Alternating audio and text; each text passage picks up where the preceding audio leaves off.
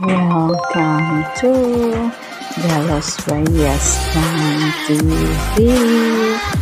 For today's vlog, let us witness Elijah on how he is cleaning his shoes. So, siya lang po talaga ang naglilinis ng kanyang shoes. Pati yung sole ng shoes, nililinis niya. So, very responsible yan siya in terms of pag-ready ng kanyang school shoes.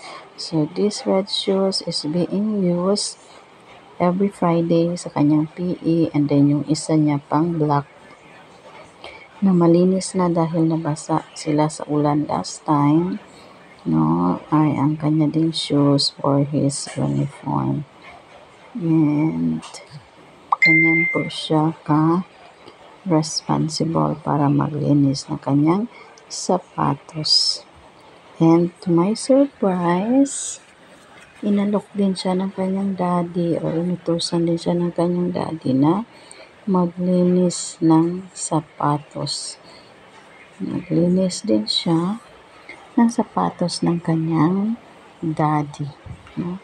Parang hindi mo kakitaan ng pagtanggi ng inutusan siya na maglinis ng sapatos. 3 sapatos po yung pinalinis. Yan po, 3 yan. At with all the energy naman na nilinis, basang-basa. Sabi yung mga sapatos na yan, maging sa talampakan, pinabrush niya talaga. However, after niyang nalinis, to my surprise, negosyante pala tong anak ko, no? Nag-working student. Kasi nung matapos na siya sabi niya sa akin, bayad. Thank you for watching.